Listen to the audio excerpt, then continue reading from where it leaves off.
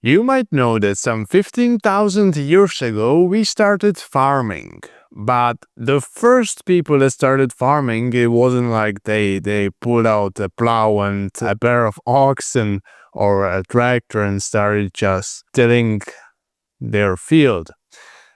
It was a very, very, very slow process. And even for the first couple thousand years, when we started or when people started farming, they were farming only crops, plants, and were still very dependent on hunting animals for a source of protein. So how it worked is people were living in groups of around 50, and there was a very significant natural selection going on because the groups of people couldn't afford to take care of ill or injured people, injured members, because it would simply put them at a great disadvantage when interacting with other groups of hunters. They were some tough times, and only the fittest survived. However, at some point in time, the people grew more, not exactly sedentary, but accustomed to one place, for example, and they started more or less harvesting the most abundant edible plants in their vicinity. And this is how the first signs of farming most probably came, that people just started to harvest some flies disrupting me. People just started to harvest some edible grasses, for example, or whatnot. They were just using the abundant resources in their vicinity. And over the time, they discovered that when they plant the seeds back into the soil, for example, that it grows and it gives them even more seeds and so on and so on. And this is how farming very slowly started in our history. Now, as I said, this was a process of thousands of years, maybe 2,000, maybe 1,000 of years, maybe 1,000 years. I don't know. I wasn't there. However, it started like this more or less everywhere in the world. And I would say after the last ice age, which was maybe 10,000 years ago. Let's say that 10,000 years ago, after the last ice age, a majority of Earth's population, human population, started to farm already. As I said, we started with crops. We didn't have animals for a long time. So first we started to farm crops, and only after some couple more thousand years, we started to domesticate animals. Well, if you wanna take it very scientifically or very, very exactly, very precisely, humans domesticated dogs some maybe 25,000 years ago or 26,000 years ago. They started farming some 15,000 years ago and started rearing animals some, I guess, 8,000 years ago or something like that. So that's kind of funny. We had the first thing we ever had was a dog. Anyways, what you also might not know is, imagine a person that is a hunter-gatherer and that needs to be fit, or else they just are left to die in a forest.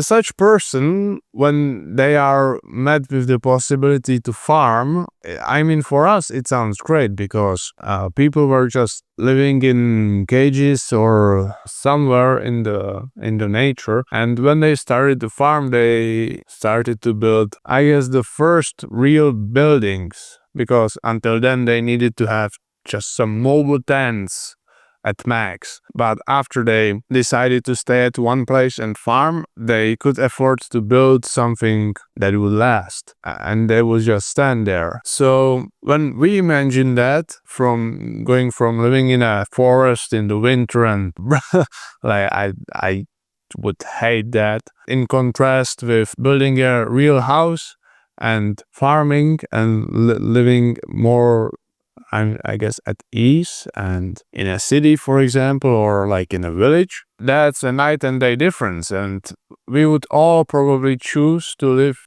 in a village rather than hunting for animals in a forest all day without the possibility to go into like our home, because there wasn't anything like that. But For a person that's accustomed to the predatory lifestyle of hunting for a prey, I guess it wasn't that good to all of a sudden just be slaving away on a field 12 hours per day or something like that, because if you farm or if you have a garden, there is something to do all the time, and it's a tough job, just standing with your hoe, for example, and just mashing the ground up or planting some seeds. Harvesting, like almost everything without machines, is very laborious on a farm. And when you take a person that was accustomed to running and jumping and being active and having a lot of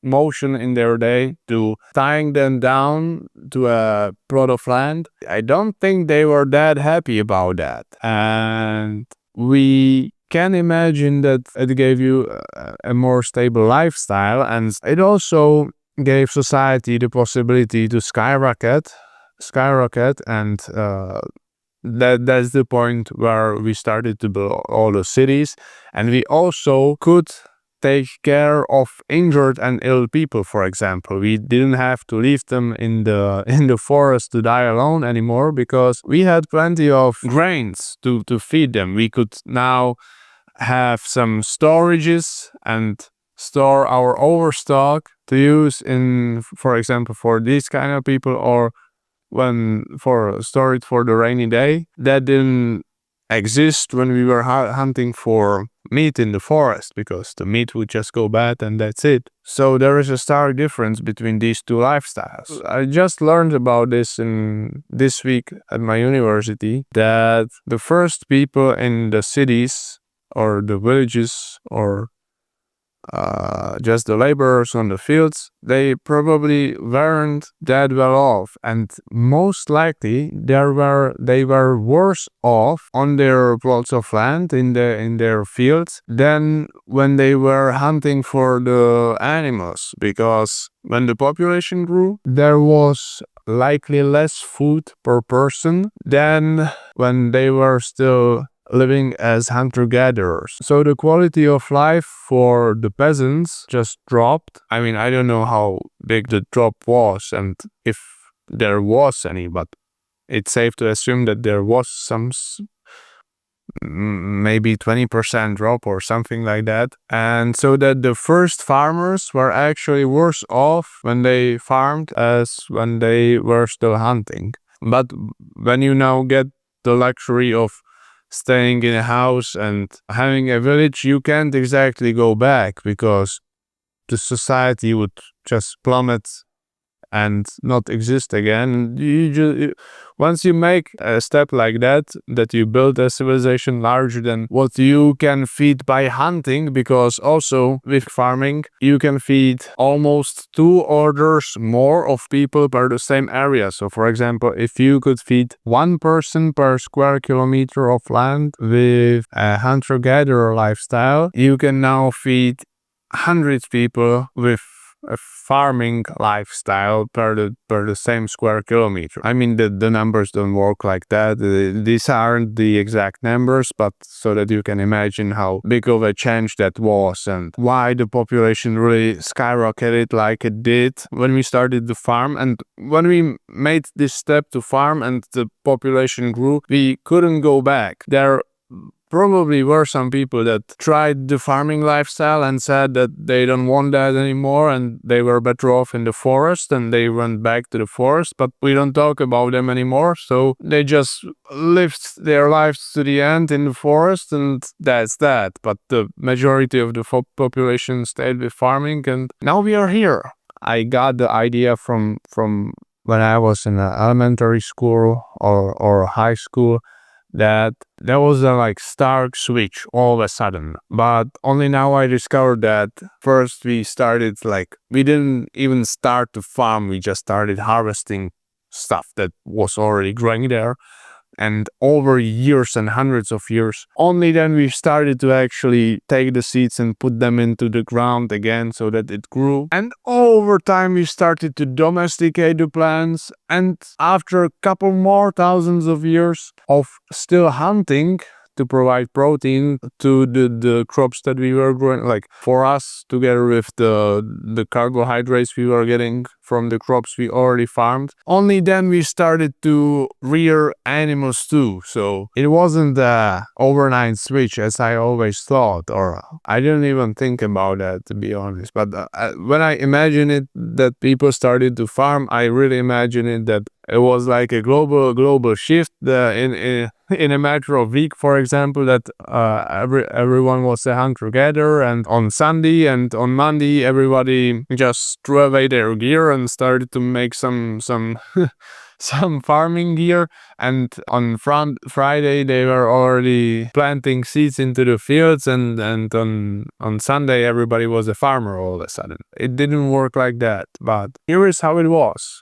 Most likely, I wasn't there. But let me know what you think about yours and mine history, and thanks for watching.